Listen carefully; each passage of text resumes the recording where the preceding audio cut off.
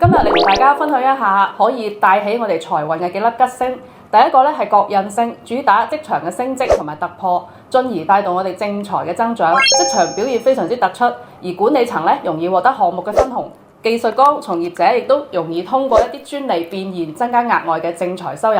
第二咧就係六神，係正財核心嘅吉星，主薪資固定收入等穩定嘅收入。職場當中容易係因業績突出而獲得嘉獎，正財穩健，創業者仲可以獲得貴人指路，等創收嘅項目順利推進。第三就係天月貴人星，作為一個頂級嘅貴人星，能夠為財運鋪路搭橋。職場上面有升職加薪嘅可能，仲容易靠貴人獲得投資獲利、合作分紅等等意外嘅橫財，正所謂係財源廣進啦。另外仲有左輔星，側重助力拓展財源，適合副業合作創收，容易喺行業交流當中結識到重要嘅合作夥伴，